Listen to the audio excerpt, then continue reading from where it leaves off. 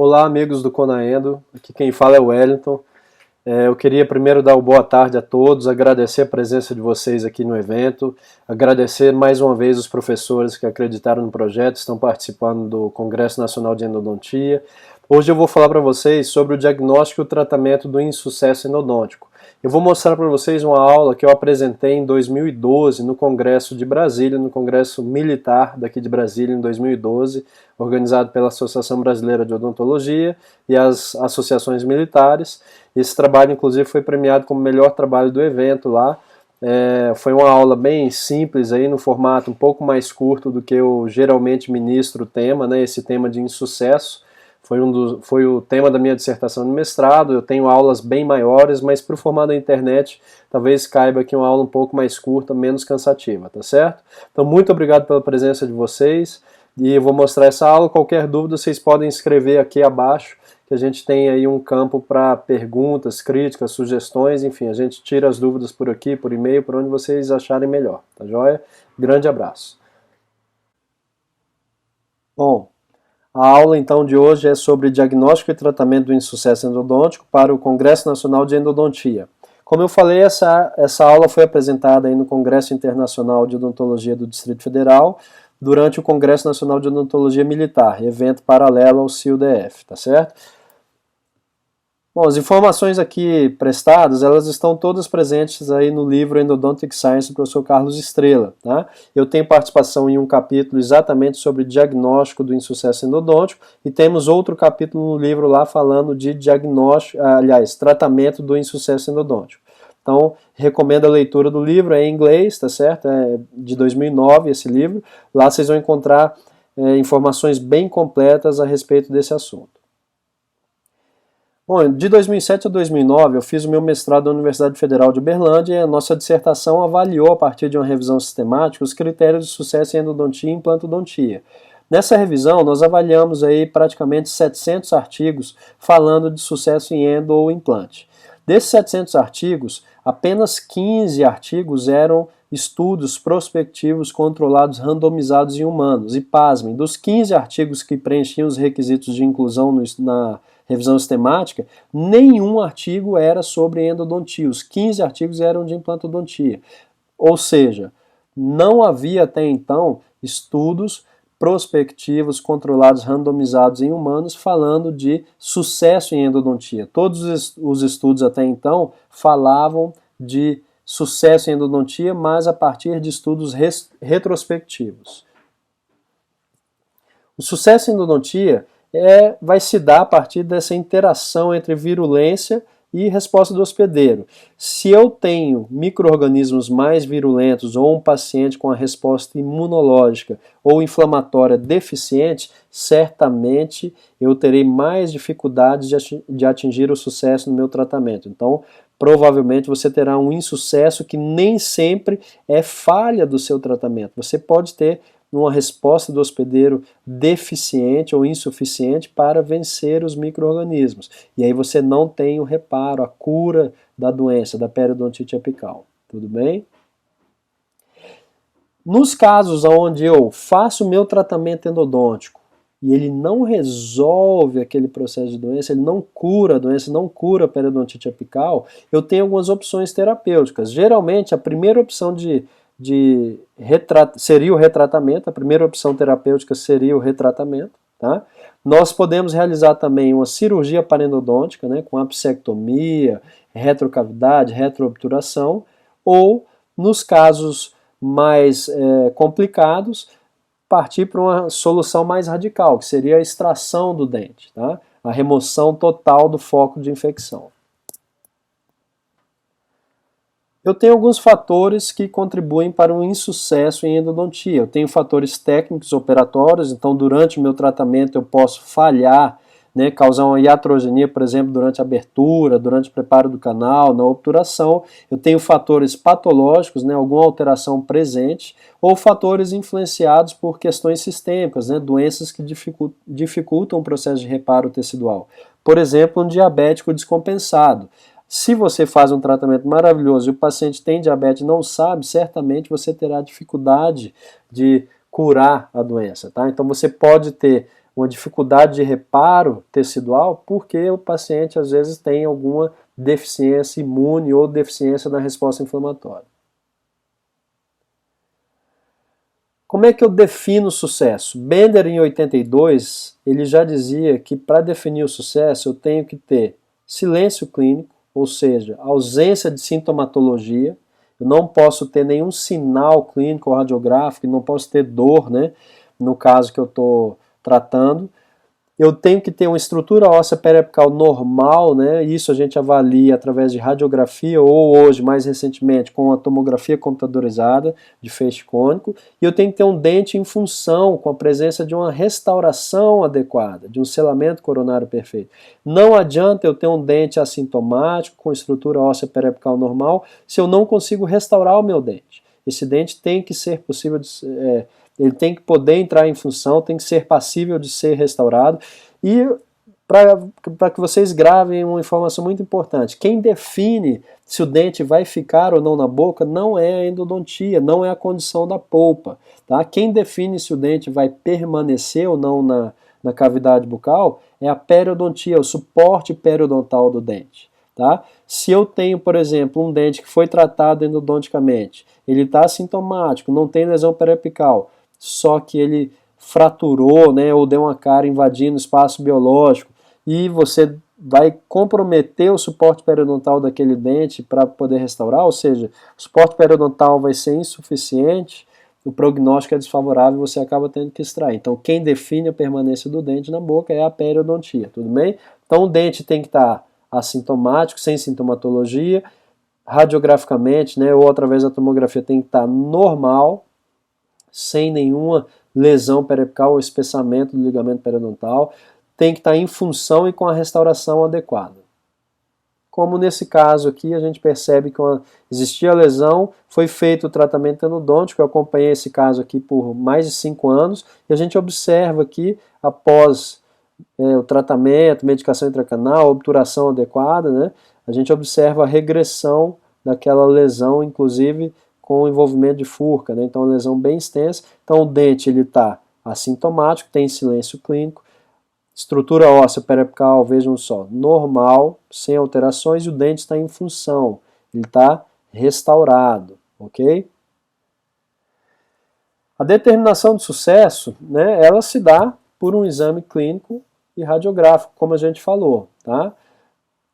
O ideal seria ter uma determinação histológica do sucesso, mas isso não é possível nos nossos casos clínicos, né? E lembrando sempre que a tomografia vai mostrar muito mais lesões do que a radiografia, a gente vai ver isso em breve. Agora, o sucesso, a determinação do sucesso, né, atingir o sucesso clínico, depende de um bom diagnóstico. Se eu faço um diagnóstico errado, certamente o meu tratamento também não vai ter êxito, né? Meu tratamento vai ser errado também. Então, se eu já parto de um diagnóstico errado, certamente você não terá sucesso no tratamento. Vejam esse caso. Um abscesso, tá, de origem endodôntica. O paciente apareceu para a gente com trismo, essa foto ela fez na casa dela. Ela compareceu ao consultório num final de semana, tá? Então, com trismo, com bastante dor, trismo, ou seja, não abrir a boca, limitação de abertura de boca, não tem como fazer abertura, né? Não cabe a autorrotação aqui, não cabe a minha lima, o meu instrumento endodôntico, não tem como isolar. Então a gente medicou, depois de alguns dias a paciente voltou, tá? Mas nesse dia que ela estava com trismo, eu fiz uma sondagem periodontal, eu sempre sondo, então eu aconselho que todos vocês deixem uma sonda clínica, eu cobro isso bastante dos meus alunos, tanto na graduação quanto na pós-graduação, tem que ter sonda periodontal, porque às vezes você condena um dente simplesmente com a sonda, tá? Então tem que ter sonda periodontal, se puder colocar também uma sonda de Neighbors para avaliar envolvimento de furca, também seria bastante interessante, a gente ter a sonda periodontal e a sonda de Neighbors, tá? Mas no mínimo a sonda periodontal. Então vejam só, essa paciente apareceu para a gente com trismo e a gente sondou, olha que a sonda está entrando 15, 20 milímetros no primeiro molar inferior direito. Então a gente imaginou, puxa, o problema está no 46. Só que quando ela voltou, eu fiz teste de vitalidade no 46 e ele estava normal. O teste de sensibilidade pulpar com frio respondeu normal. Olha o dente que eu tratei e obturei. O segundo molar. Então nós resolvemos o problema com o tratamento endodôntico do segundo molar. Então olha que interessante. Ela tinha um abscesso de origem endodôntica, tá? De origem aqui no segundo molar, mas que drenava, olha só, drenava no sulco gengival do primeiro molar. Então a origem era o segundo molar, mas o abscesso drenou pelo sulco gengival do primeiro molar. Então o diagnóstico tem que ser muito bem feito, senão você acaba fazendo o tratamento endodôntico, às vezes até no dente errado, né? Aqui a gente vê um trabalho do professor Holland falando sobre sucesso, né? Índices de sucessos em tratamentos endodônticos em casos com e sem lesão periapical. Vejam que quando eu tenho a presença de lesão periapical, isso ele avaliou vários estudos, né? Tá? Então, quando eu tenho lesão periapical, o índice cai um pouquinho, geralmente. Tá? Agora, esses estudos eram baseados em radiografia e eram estudos retrospectivos. Certamente, se a gente refizesse esses estudos hoje, né, trabalhos prospectivos, controlados em humanos, com tomografia, pode ser, muito provavelmente, esses índices de sucesso seriam reduzidos, ok? Então vejam, a gente tem trabalhos mostrando de 38 até 80 e poucos por cento aqui. Se a gente refizesse com tomografia, certamente a gente teria um índice mais baixo ainda. E isso é o que mostra esse trabalho do professor Carlos Estrela, que ficou muito tempo entre os trabalhos mais citados do Journal of Endodontics, a principal revista aí da área de endodontia. Então ele mostra que nem toda lesão aparece na radiografia, seja ela panorâmica ou periapical. Vejam esse caso aqui, realizado pelo professor Marcelo Sampaio daqui de Brasília, tá? Onde ele fez um tratamento endodôntico muito bem conduzido aqui no incisivo central, só que a paciente continuava queixando de dor. Quando fez a tomografia, olha lá a lesão periapical, ok? Então, esse trabalho do professor Carlos Estrela mostrou que 1/3 aproximadamente das lesões não aparecem na radiografia periapical e metade quase das lesões não aparecem na radiografia panorâmica. Então hoje o melhor exame de imagem para avaliar a presença de lesão periapical é, sem dúvida nenhuma, a tomografia computadorizada de feixe cônico. Vocês tiveram 2 aulas aí sobre esse assunto aqui no Conaendo, né? Uma ministrada pelo professor Maurício Barriviera e a outra ministrada pelo professor Ricardo Afonso, ambos daqui de Brasília.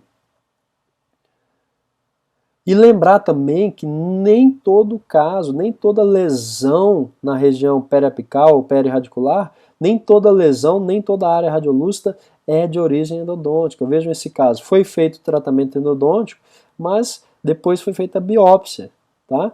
Nesse caso aqui era um ameloblastoma, né? Então o paciente tem que fazer um controle aí durante muitos anos, depois de feita a cirurgia, para poder controlar o caso, mas vejam, uma lesão enorme de origem não endodôntica, tá?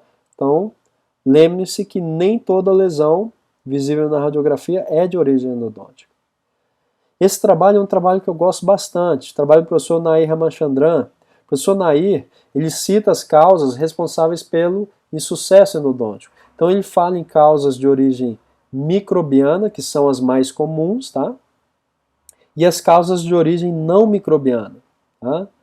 Então, as causas de origem microbiana, certamente, o mais comum são fatores intracanal, são bactérias e fungos intracanal, é onde a gente consegue tratar, tá? Mas já foi mostrado que a gente tem também micro-organismos, é possível ter micro-organismos fora do canal radicular, na região periapical, inclusive com formação de biofilme, tudo bem?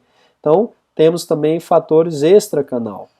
E temos as causas de origem não microbiana. Tá? Então temos uma reação tipo corpo estranho, que pode se dar, por exemplo, pelo extravasamento de algum material obturador, seja gutta-percha ou algum tipo de cimento obturador, que pode desencadear, dependendo do tipo de material, essa reação tipo corpo estranho. E também, por exemplo, a presença de espículas de papel. Essa ponta de papel absorvente que a gente usa para secar o canal, ela pode soltar, às vezes, alguma espículazinha de papel lá na região periapical, que vai levar, às vezes, à perpetuação de uma lesão periapical. E temos fatores endógenos, como, por exemplo, o cisto verdadeiro, que é totalmente revestido por uma camada epitelial, né? Ele não tem comunicação com a luz do canal radicular, ao contrário do cisto em bolsa, né? O cisto verdadeiro ele é completamente fechado ali, envolto por epitélio, e também a presença de cristais de colesterol, que também vão perpetuar a lesão periapical. Os cristais de colesterol se formam ali a partir do metabolismo do próprio paciente, tá? Então tudo isso são causas de origem não microbiana que podem levar à permanência dessa lesão. Então a gente tem aí vários casos de insucesso durante a nossa prática diária, tá? Então aqui tem um caso, por exemplo, uma raiz curta, instrumento fraturado, lesão periapical. A maioria dos colegas que olharam essa radiografia na época acabaram condenando o dente, tá? Esse paciente era um paciente lá da Polícia Civil, um paciente muito bacana, ele mora bem longe aqui do meu consultório, mas foi indicado para mim, e ele não queria extrair o dente de jeito nenhum. Então a gente removeu o instrumento com ultrassom, com microscópio, ultrassom, colocamos medicação intracanal, localizamos o outro canal, tá certo? E conseguimos resolver aquele insucesso inicial, né? Eu digo insucesso porque ele chegou assim, isso aqui é um insucesso. O colega tentou tratar e não resolveu o problema. Na verdade, causou mais problemas, né? Um fator operatório aqui levando ao insucesso endodôntico. Então a gente removeu, medicação intracanal, localizamos outro canal e obturamos. E depois ele fez pino e coroa. Como não fui eu que restaurei, eu faço um pouco de prótese, também restauro os meus casos quando não são indicados por alguém que faça essa parte reabilitadora, eu mesmo restauro. Nesse caso aqui eu não tenho controle longitudinal dele porque ele voltou para outra colega fez o pino e a coroa, mas eu tenho informação dela que o dente ainda está lá, saudável, sem problema nenhum. Tá? Então a gente consegue resolver com retratamento. Agora tem casos, por exemplo, será um pré-molar, vejam, para mim o pré-molar é o dente mais difícil de ser tratado na boca, né? Eu sempre falo isso. Eu prefiro 1000 vezes tratar um molar do que um pré-molar. Eu acho muito mais difícil tratar um pré-molar porque o espaço que a gente tem para trabalhar é mais reduzido e a gente às vezes encontra, por exemplo, anatomias como essa, né? Pré-molar com 3 raízes, 3 canais, imagina. É um pré-molar com 3 canais, eu tenho um espaço para trabalhar muito mais reduzido do que eu teria no molar, tudo bem? Eu não sei se eu já falei aqui em outras aulas, mas eu cobro o mesmo preço independente do dente. Eu cobro um preço para tratamento, seja incisivo, pré-molar ou molar, e eu cobro outro preço para retratamento. Por quê? Molar não dá mais trabalho que incisivo? Dá, só que a responsabilidade que eu tenho no tratamento endodôntico de um incisivo é muito maior do que no molar. Imagina eu atender uma paciente jovem de 20 anos e perfurar o incisivo central dela. Certamente ela vai ficar muito mais brava comigo do que se eu perfurar um molar. Tá? Então a minha responsabilidade no tratamento em um incisivo, em um dente anterior, é maior do que no molar na minha concepção.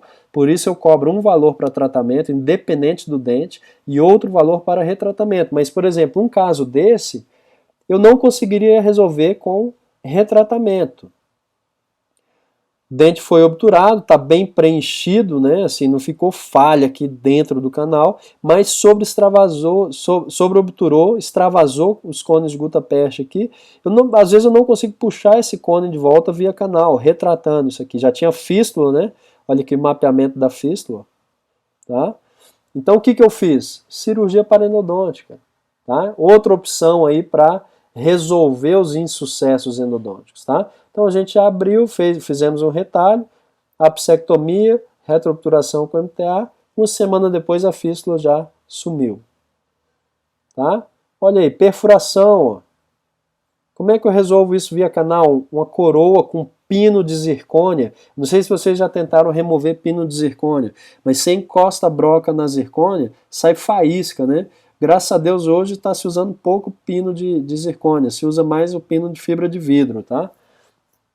Mas olha só, como é que eu removeria aquele pino? Não dá para remover. E a coroa estava bonita nesse caso, a gente fez lá na especialização da ABO, e eu resolvi cirurgicamente, tá? Era secretária de uma aluna, essa paciente, a gente fez um retalho, né? Mostramos lá a perfuração, expusemos a perfuração e selamento com MTA. Uma semana depois sumiu a fístula. Agora, tem casos em que, olha só, o colega obturou fora da raiz, inclusive fora do alvéolo cone de gutta-percha, né? Então tem casos em que a gente tem que partir às vezes para extração, né? paciente encaminha um caso como esse, olha, como é que eu trato esse insucesso? Eu tenho pouco coroa, olha, ele me encaminhou para retratar. Eu consigo retratar, eu consigo isolar, eu consigo retratar. Mas vejam, olha a destruição coronária aqui, olha. Tá? No nível da FURC, invadindo espaço biológico, eu teria que fazer às vezes um aumento de coroa aqui, comprometendo o suporte desse dente, com exposição de FURC aqui depois da osteotomia, comprometeria um pouco o suporte dos dentes do lado. Então ele me mandou, Wellington, resolve aí, retrata para mim que eu preciso pôr uma coroa. Eu falei, não, eu resolvo, pode mandar aí que eu resolvo. Olha como é que eu resolvi. Extração e implante, tudo bem?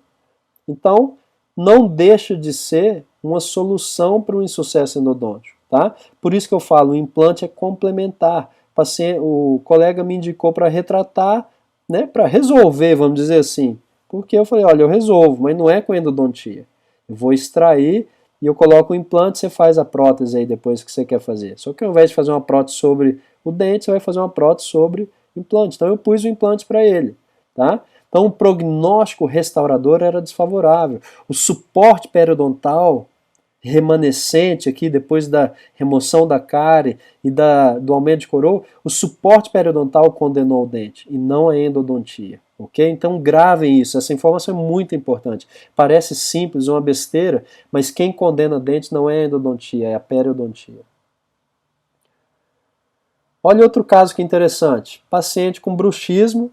Tá? A gente fez um tratamento endodôntico em polpa vital, sessão única, é a única situação que eu faço tratamento endodôntico em sessão única, é quando eu tenho polpa vital. Se eu tenho necrose, infecção, eu não faço tratamento endodôntico em sessão única, eu utilizo medicação intracanal, hidróxido de cálcio PA com solução fisiológica ou água destilada, tá? Então, mas nesse caso a gente fez, eu fiz o tratamento endodôntico em sessão única, 2 anos de controle, maravilha, tá tudo bem. O paciente tinha bruxismo, não usava plaquinha, um mês depois, ela vem com uma semana depois do controle de 2 anos, ela vem com a fístula. Olha só, mapeando a fístula. Puxa vida, acabei de fazer o controle, o que aconteceu aqui?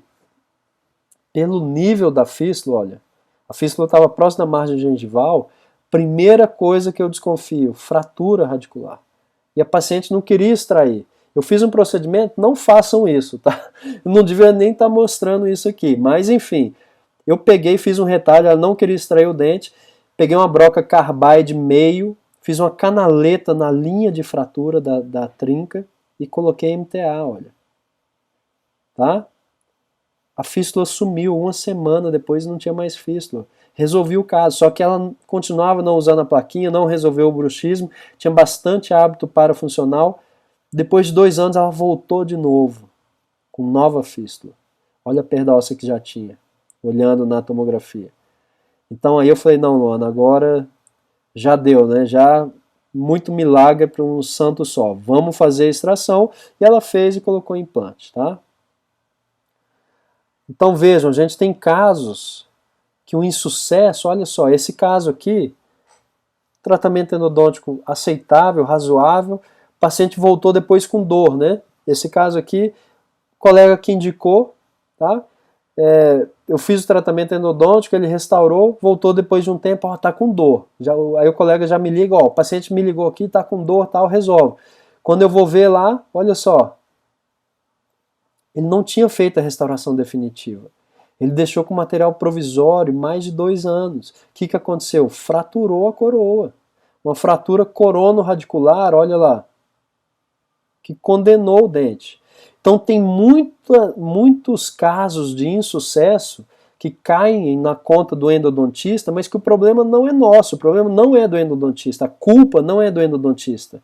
Olha lá a sondagem, tá? Então, o que condenou o dente aqui não foi a endodontia, foi a falta de uma restauração adequada, tudo bem? Então olha aí o dente depois da extração, ele não restaurou o dente, a culpa é do endodontista? Não, ele não restaurou o dente apesar de alertado, tá? Que ele tinha que terminar o canal e fazer a restauração final. Outro caso, olha esse pino, tá? Façam um mapeamento de fístula, coloquem um cone de gutta-percha acessório para mapear a fístula. Olha lá, um caso de insucesso, mas que a culpa, por pior que esteja a endodontia aqui, ele vai perder o dente porque é uma fratura. Não é um insucesso onde o endodontista seja o culpado. Outro caso, olha só, tá? Fiz a endodontia, era um retratamento, né? A gente terminou, colocou um pino metálico, o protesista colocou um núcleo metálico fundido, e pouco tempo depois volta com a fístula. Aí já manda para o endodontista, ó, resolve aí, o problema é seu, né? Mas olha só, fiz o rastreamento da fístula com cone de gutta-percha, o que era o problema? Fratura. O pino metálico, gente, o núcleo metálico fundido, o metal ele é um material muito resistente, tá?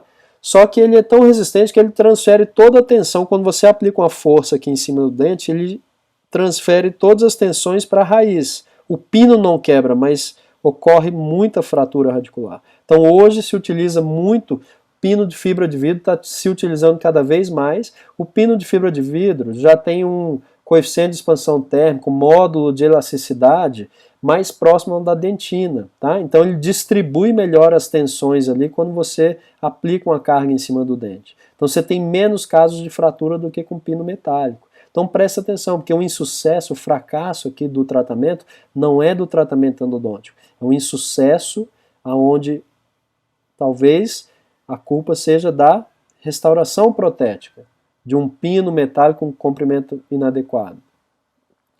Olha outro caso aqui. A gente tem um caso de reabsorção externa por causa de um clareamento interno. Não gosto, não faço mais clareamento interno, mas a gente tem uma reabsorção externa que está condenando o dente. Então o paciente tem um tratamento endodôntico, pino e tal, mas a culpa aqui não é nem do pino nem da endo. Ele vai perder o dente porque fizeram um clareamento interno e começou uma reabsorção cervical externa aqui, ó. E esse dente demorou para ser feito o diagnóstico dessa reabsorção, porque ele fazia o controle clínico radiográfico, mas sempre com radiografia. E a reabsorção começou na face palatina. Então, quando você fazia a radiografia, sobrepunha, você não via a reabsorção que estava na face palatina.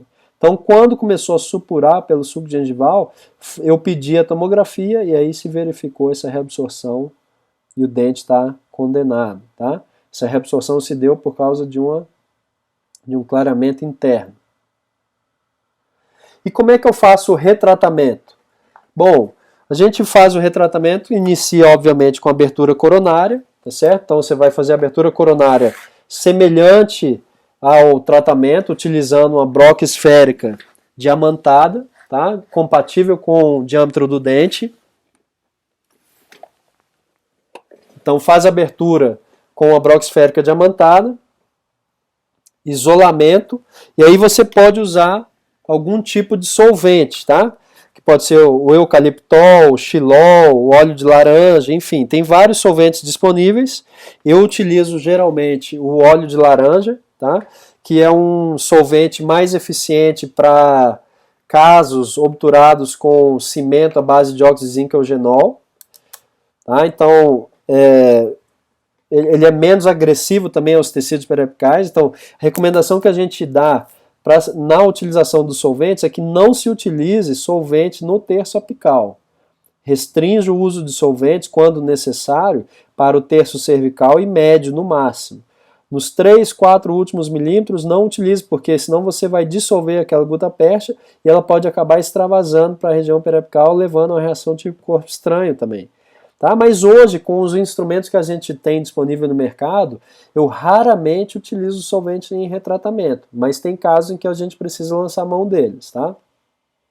Então, fez a abertura coronária, isolamento, uso solvente, se não for usar, irriga com hipoclorito mesmo, que é o que eu faço geralmente, e aí eu inicio a desobturação com instrumentos rotatórios, que pode ser, por exemplo, uma simples Gates Glidden, broca de largo. Posso iniciar isso com qualquer instrumento rotatório, ou hoje eu utilizo bastante os instrumentos rotatórios de níquel titânio. Tem de várias marcas, ProTaper tem, o M2 tem, enfim. Instrumentos rotatórios de níquel titânio específicos para retratamento. Tá? Então hoje eu utilizo muito esses instrumentos. E eu finalizo sempre com a instrumentação, né, manual para refinar aquela limpeza, refinar o meu batente também. Então, utilizo limas, tanto tipo K quanto Redson, na remoção dessa gutapercha, tá? Você pode utilizar, tá? Lembrando que a lima Redson tem que dar bastante cuidado no movimento, você não pode fazer movimento de rotação dentro do canal, porque ela tende a travar e pode acabar fraturando. Então, iniciei essa desobturação, vamos voltar aqui um pouquinho, tá? Iniciei com instrumentos rotatórios, sempre finalizo ali uma limpeza com instrumentos manuais, irriga bastante com hipocloreto de sódio, tá? Costumo tentar sempre a limpeza do forame, a patência, tá? Mas não que vá ser a solução líquida e certa do caso, né? Mas eu procuro fazer a patência nos casos de retratamento e depois reobtura, medicação intracanal, né? Perdão, deixar bem claro. Se é retratamento, se eu tenho alguma infecção secundária, enfim, eu desobturo, faço o meu preparo, a minha limpeza e modelagem do canal, preencho esse canal com medicação intracanal, hidróxido de cálcio PA com água destilada, geralmente, deixo ali, eu costumo deixar no mínimo 30 dias no meu consultório com medicação intracanal. E depois, o paciente retornou, o dente está assintomático, eu faço uma nova obturação. Não necessariamente precisa esperar a lesão regredir, porque isso pode demorar, tá? Então eu faço a obturação depois de no mínimo 30 dias com medicação intracanal, nos casos em que estiver assintomático, tá? E aí o professor Eric já falou aí, você pode usar uma técnica de condensação lateral, de não compactação, técnicas termoclassificadas, não vou entrar muito no mérito.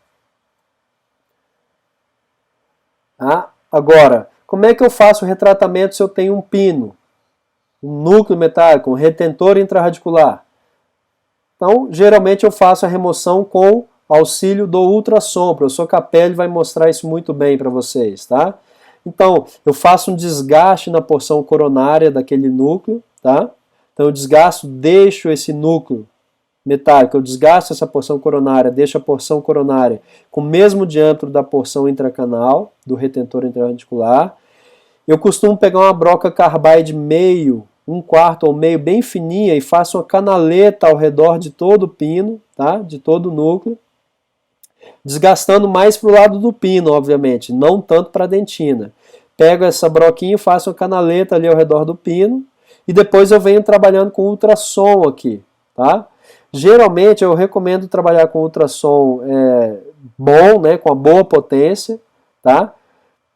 Se possível, com 2 ultrassons. Você vai ver que a remoção do pino fica muito mais fácil. A finalidade do ultrassom nada mais é do que quebrar a linha de cimentação, tá? A linha de cimentação aqui entre o pino e a dentina. Então, se você aplicar um ultrassom de um lado e outro do outro, você pode trabalhar aqui de 10 a 30 segundos em cada face. Geralmente eu coloco uma potência aí ao redor de 70, dependendo do caso, até 80, 90% do ultrassom. Mas ultrassom bom, tá, gente? Não pode ser aquele instrumento sônico, né, conectado no micromotor. Tem que ser ultrassom de fato, com boas pontas rombas, né? E eu aplico em todas as faces. Lembrando que se for, por exemplo, um incisivo inferior ou pré-molar, que é achatado no sentido mesiodistal, você tem que evitar pôr muita força aqui lateral, porque se você colocar muita força lateral e é um dente achatado no sentido mesiodistal, você pode fraturar a raiz também, tá? Se você conseguir trabalhar com 2 ultrassons, a remoção vai ficar mais fácil, tá? E posso também trabalhar com outros instrumentos tentando fazer essa remoção no sentido axial do pino, tá? Outro recurso possível é você fazer uma canaleta, tá? Na parte oclusal do pino, para você levar esse ultrassom, essa ponta de ultrassom, mais próximo da linha de cimentação. Então você perfura o pino ali na porção coronária, até chegar no terço cervical e médio lá, para você poder inserir, agora isso aqui só para pinos mais volumosos, né? Para você poder inserir a ponta de ultrassom lá dentro dessa canaleta. A ativação ultrassônica aqui vai ser mais eficiente, né? A vibração ultrassônica aqui vai estar mais perto da linha de cimentação, tá? Então vai ser mais eficiente quanto mais perto você chegar da linha de cimentação. E eu vou trabalhando com ultrassom, inclusive naquelas canaletas que a gente fez inicialmente com a broca. Então eu vou trabalhando 10, 15 segundos em cada face, circundando todo o dente, até esse pino se soltar. Caso eu não tenha ultrassom, uma maneira de remover é através de brocas, né? Mas o problema de remover com broca é que você pode desviar e acabar desgastando muito o dente, até perfurar em alguns casos. Então, é um procedimento muito arriscado, né? Principalmente se você não tiver ultrassom, não tiver microscópio para você enxergar lá o terço cervical, o terço médio, né? E às vezes até lá no terço apical, pinos mais extensos, tá? Eu evito trabalhar muito assim com broca. Eu prefiro usar sempre ultrassom, uma ponta de ultrassom, tudo bem? Pinos rosqueados, né? A gente não recomenda utilizar pinos rosqueados, mas você pode, às vezes, se tiver a chavinha, tentar desrosquear. Eu já removi alguns pinos assim também. Então remove aquela porção coronária e desrosqueia se tiver a chavinha. Agora, uma grande dificuldade que a gente enfrenta é essa anatomia complexa, né? Então a gente já viu aí, o professor Marco Versiani tem lá várias imagens em vídeo, né, que mostram essa anatomia complexa, né? Isso aí também dificulta muito alcançar o sucesso endodôntico, né? A gente tem deltas apicais, né? A gente tem ramificações, enfim, o nosso instrumento não consegue limpar todas essas regiões, né? Para quem gosta de patência, eu já falei na outra aula, e aí, qual que você vai fazer patência? Aqui, aqui, ali. Então, patência por si só não define sucesso. É importante fazer quando tem contaminação, infecção. Eu acho válido se tentar limpar o forame, mas não para os casos de polpa vital, eu não faço patência e também não é uma sobre-instrumentação. É uma limpeza do forame, tá? Até porque você não vai conseguir limpar tudo. Então essa anatomia complexa, olha, áreas de istmo, né, eu já mostrei esse trabalho também, áreas de istmo e divertículos onde o seu instrumento não alcança, fica cheio de bactéria, né? Tá? Nesse caso do trabalho do professor Naê, a gente vê já reabsorções internas, lacunas de Rauschenberg, enfim, áreas não tocadas pela instrumentação, tá? Na área de istmo. A gente vê o canal mesolingual, olha, tratado e obturado aqui, aqui no maior aumento, tratou e obturou aqui, mas ficou uma área de istmo grande, sem o instrumento tocar e, pelo jeito, como ficou cheio de bactéria, sem ação efetiva também da solução irrigadora, mesmo tendo utilizado ali uma concentração alta. Tudo que o paciente busca, gente, é um tratamento indolor e eficiente. Então a gente deve ouvir sempre o paciente, a gente deve buscar um tratamento indolor e eficiente para o paciente. Agora a gente tem limitações, tá? A gente não deve enfrentar, né, o implante como algo ruim, tá? O implante ele é complementar à endodontia na solução das alterações periapicais. Então, o que a endodontia não resolve, se a gente precisar extrair, o implante está aí para solucionar a reabilitação oral do paciente, tá? Então, lembre-se, o paciente quer um tratamento indolor e eficiente, ele quer resolver a doença. Se der para resolver com endodontia, ótimo. Se não der para resolver com endodontia, vamos para a implantodontia sem crise, tá? Não vendo como inimiga da endodontia, mas sim como algo complementar e salutar para o paciente, tá? Um cuidado eficiente do paciente. E a gente precisa de recursos, né, gente? No serviço público onde eu trabalho, lá na Polícia Militar, logo que eu cheguei lá, eu ganhei essa maleta, vejam só. Então, instrumentação rotatória, localizador apical, nós temos lá os materiais necessários, um bom cimento, bons instrumentos, né? ProTaper, o Profile a gente utiliza menos, mas ainda tinha bastante quando eu cheguei lá. Instrumentos de níquel titânio, rotatórios, manuais eu não gosto muito, mas enfim. Eu quero mostrar para vocês que é importante a gente ter esse arsenal à disposição para poder enfrentar e resolver os nossos casos de alterações pulpares e periapicais com sucesso. Se você não tiver as competências, se você não tiver o conhecimento, não tiver a habilidade, não tiver os instrumentos para tomar a atitude correta, né, encaminhe para quem tem. Tá? Então a gente precisa de conhecimento, de habilidade, de uma atitude correta, de instrumentais e material correto. E se a gente tiver tudo isso, a gente certamente vai alcançar o sucesso nos nossos casos, conduziremos bem, faremos tratamentos que nos encherão de orgulho aí com certeza, tudo bem? E o mais importante, atenderão às necessidades dos nossos pacientes, ok? Então espero ter contribuído com vocês aí no aprendizado, na prática clínica de vocês, lembrando que eu estou à disposição aí lá na universidade, na Associação Brasileira de Odontologia, lá na polícia, no meu consultório, deixo aqui novamente meu e-mail, tá? Esse site aqui ele não está mais ativo, o site atual é winnerodonto.com.br, né, do lado do meu consultório, mas a gente está à disposição, o Centro Odontológico da Polícia Militar é esse octógono aqui, né? Tá? Então a gente atende lá diariamente, né? A gente está à disposição, quem quiser nos visitar lá. Agradeço muito a presença de vocês e um grande abraço.